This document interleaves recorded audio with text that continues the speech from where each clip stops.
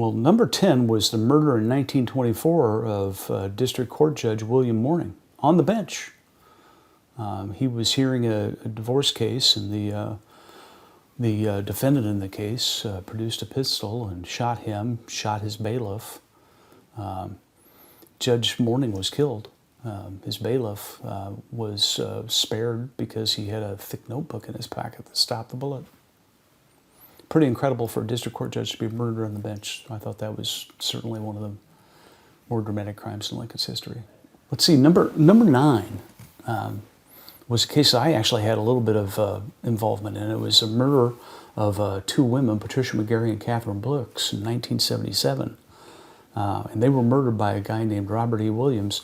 I think he was the last man executed here in Nebraska in the electric chair back in the mid-90s, if I recall correctly.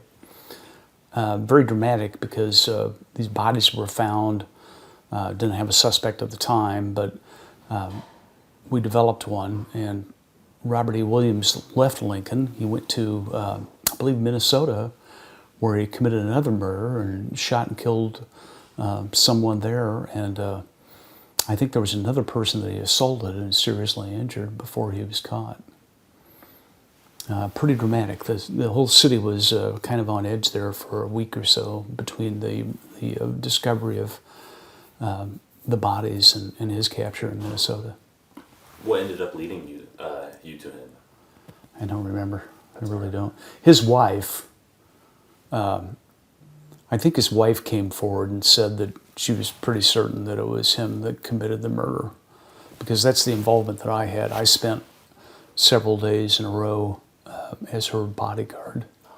We put her in an apartment because everyone was worried he was going to come back and try to kill his I don't know whether they were still married, whether he was an ex-wife. But I was assigned to guard her for several days. A pretty famous case in Lincoln's history, number 8 on my list, was the murder of John Sheedy, who was a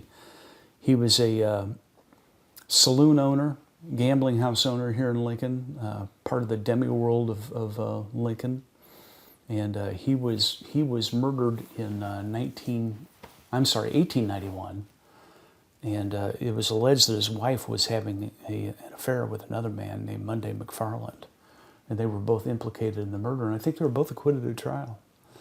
It was a big deal at the time, burned up a lot of press, and attracted a lot of nationwide attention. Really what made it stand out to me is a University of Nebraska professor who created a website along with his class, Timothy Mahoney, I think. And it was a great website. I don't know if it's still up, but it was an incredible multimedia experience about not only this case, but the context that it happened in, what Lincoln was like at the turn of the 19th century, and what the community was like, and what the social norms were like. Just fascinating. Great graphics, great stories, great sidebars and side stories. Incredible use of mapping technology.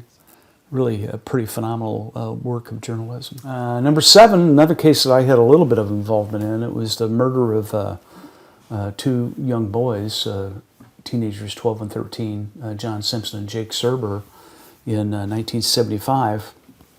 I was a rookie police officer that had been on the force for about a year when that happened. These boys had gone to the state fair and never came back, and their bodies were found several days after they were first reported missing. And a man was ultimately arrested for this. His name was William Gwatney, but charges were dismissed against him. I think because of some concerns about, first of all, the quality of the evidence, and secondly, his psychological capacity. So no one was ever convicted of murder in that crime. But you think about 2 young boys that go off to the state fair and end up dead. It rocked Lincoln, certainly. And all of us at the police department, the majority of us, were involved in one way or another in the search for these boys after they failed to return from the state fair. Number 6 I was deeply involved in. It was the murder in 1992 of Candace Arms.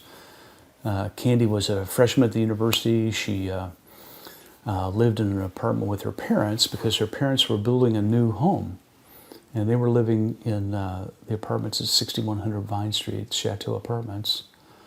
And two of the most heinous criminals I've ever known, Roger Bjorklund and Scott Barney, abducted Candace. They followed her in her car as she was going home from her boyfriend's house and accosted her in the parking lot, abducted her.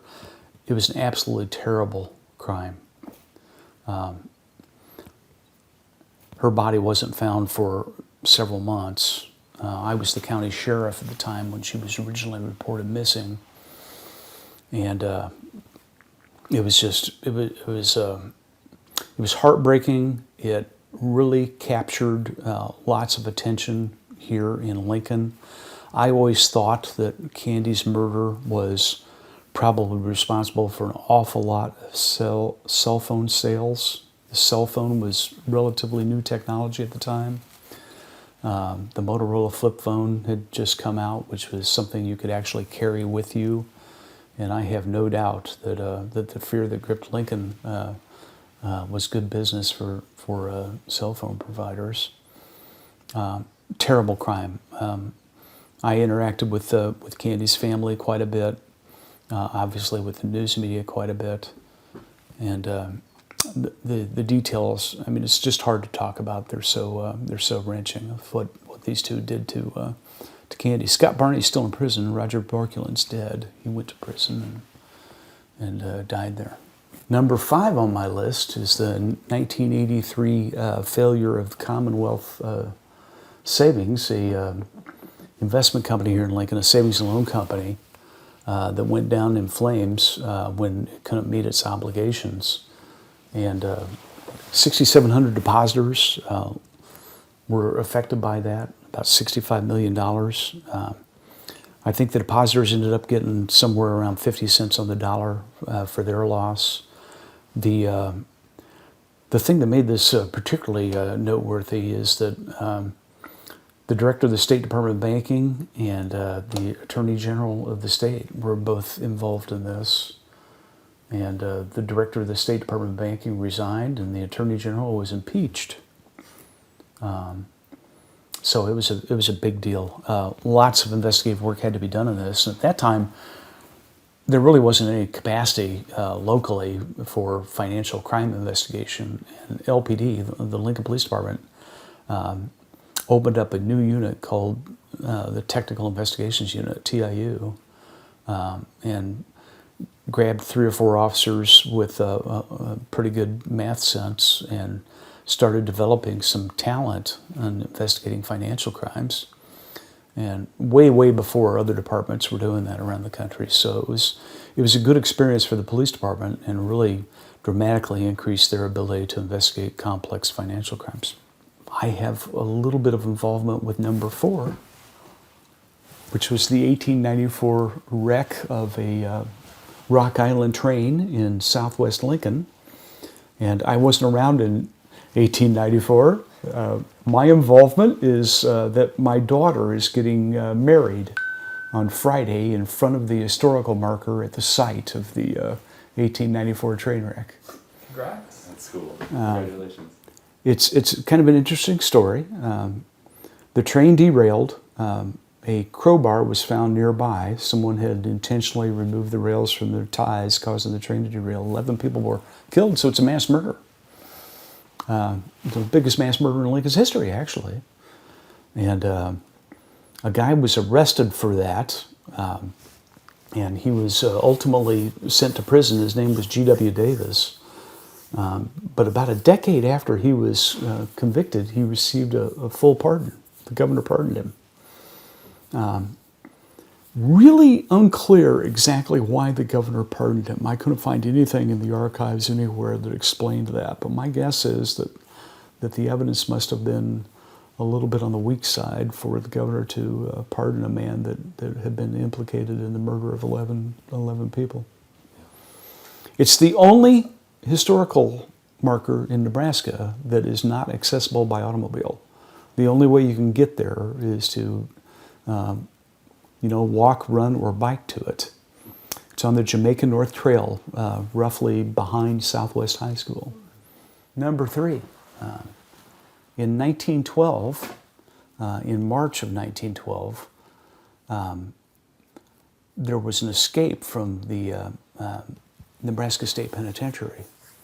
And the escapees murdered the warden, one of the deputy wardens, and a guard on March 13th, 1912, and then escaped and made their way out into the teeth of a spring blizzard in Nebraska, a brutal spring blizzard. And over the next few days, a posse pursued these escapees, and during this pursuit, the escapees commandeered a wagon and a team from a farmer in the area of Springfield, Nebraska, just south of Omaha. And there was a gunfight as the posse closed in, and the hostage, a young farmer, was shot and killed. Pretty darn dramatic. Warden killed, deputy warden killed, guard killed, innocent hostage killed. Pursuit across southeastern Nebraska. Just a very, very dramatic case. It was big, big news. In fact, according to the author of the definitive book about it, the book is called The Last Posse. It was the biggest story in the United States west of the Mississippi, and this is the same year that the Titanic sunk. So if you think in half of the country this was a bigger story than the sinking of the Titanic, that's pretty dramatic. Again, a University of Nebraska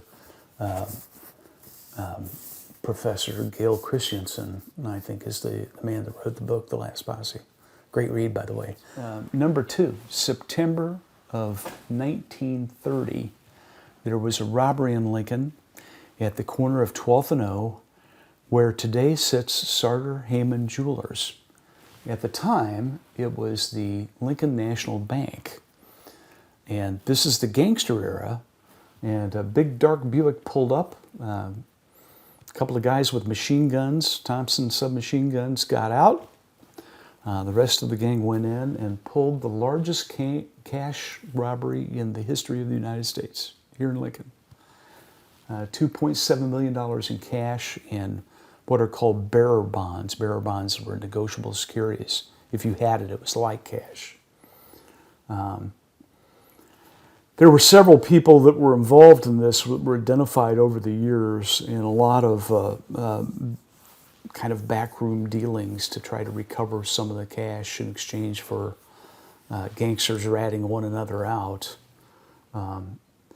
It was huge. The police chief at the time retired real quickly after it happened, Peter Johnstone, and I have no doubt that that was in part due to this crime that happened. And his replacement, Joe Carroll, was the longest serving Lincoln police chief, served for 34 years as chief, and he's the guy that hired me. So there's my involvement with that. One of the principals in it, a guy by the name of Gus Winkler, was murdered in Chicago about a year after the robbery in a gangland style slang. They end up catching any of them? Yeah.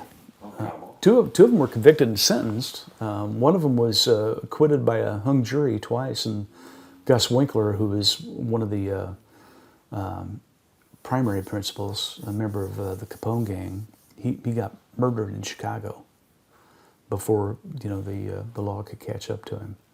And then number 1 was probably obvious to most people that in my generation, and it was the Charles Starkweather murder spree. It was a huge thing in Lincoln. Everybody my age that lived here remembers real well where they were, what they were doing. They were probably second, third graders. They remember dads standing out on street corners with hunting rifles and shotguns, and the fear that gripped Lincoln as these murders were discovered over the course of about a week. 6 of the murders were here in Lincoln, a couple of them out in the county. a prominent couple and their maid was murdered down right across the street from the Lincoln Country Club. And these bodies were discovered over a period, as I say, of about a week before Starkweather and his companion Carol Fugate were ultimately caught out in eastern Wyoming, where they tried to commit another murder and didn't succeed.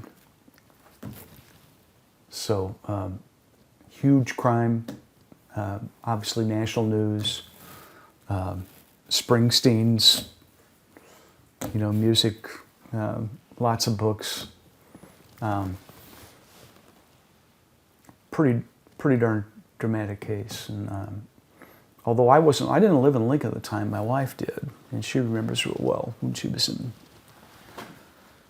third or fourth grade, second or third grade, I guess. I wrote this series back in 2010, so it's been, 15 years now since I did it. And when I thought about it, there are a couple of other crimes that might have made my list if I was writing it today. And one of them was just a few years ago, 2017, when Sidney Loof was killed by Aubrey Trail and Bailey Bosworth. Again, a young woman that was abducted, tortured, murdered, dismembered. Lots of dramatic, lurid details to the crime.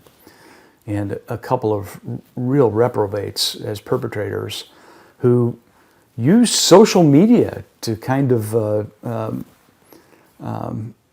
increase their public profile while they were on the run pretty darn effectively. And again, it attracted a lot of attention, a lot of media attention, a lot of concern in the community, and I think that might edge out one of the crimes on my top 10 list. And then I thought about another crime that I really should have thought about in 2010, because it happened over about a 7 or 8 year period that ended in 2005. And that was a series of 13 bank robberies here in Lincoln. Lincoln doesn't have very many bank robberies.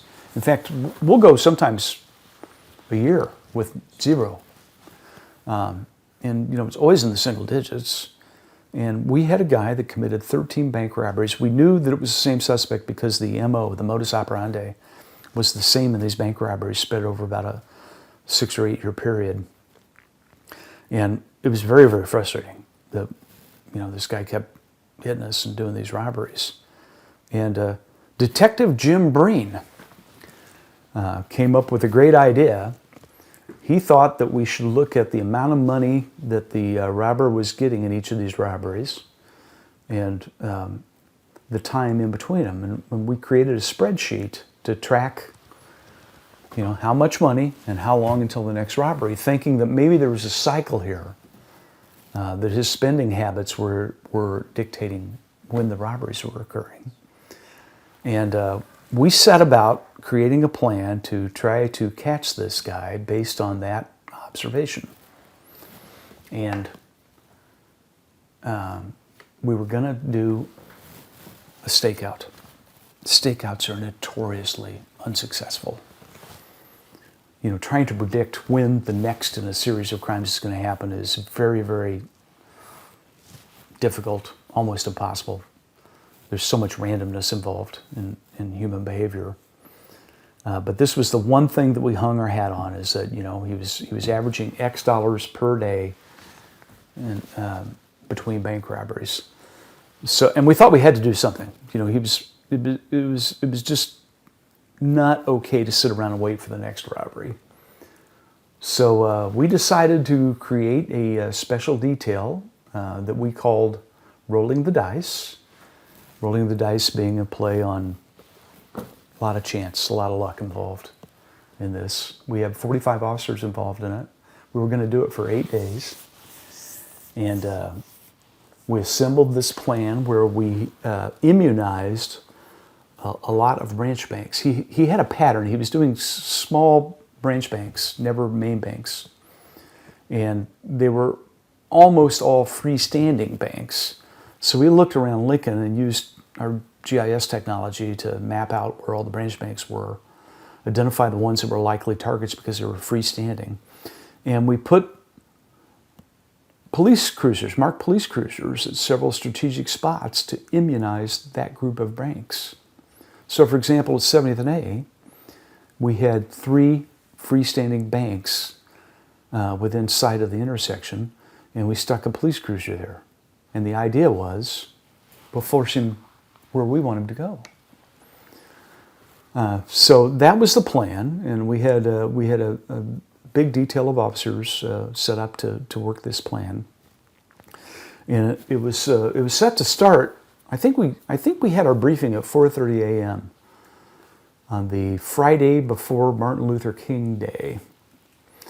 And the thought there was 3-day weekend, low on cash. If he's going to the casinos, that might be a likely day. So that's what we did. I think it was January 14th.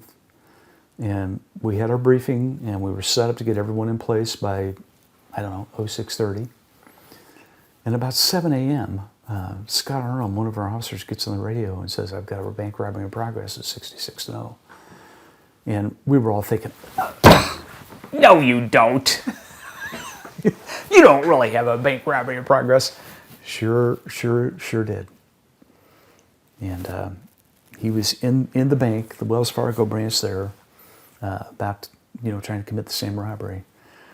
And then we swarmed on that because we had SWAT teams and officers, and he broke a window out to on the north side of the bank to get out of the building rather than coming out through one of the doors, exits, and the foot pursuit was on. And chased him kind of southwest from the bank, across 66 0 through the parking lot of Village Inn, where the FBI special agent in charge and the United States attorney and the head of the state patrol were all having breakfast. Unbeknownst to them, they didn't even know anything about this. And about half a block away from there, in the Trendwood neighborhood, he came around the corner of a house and met Detective Sergeant King Kozel's shotgun, pretty much, muzzle to face, and he was taken into custody. 13 bank robberies.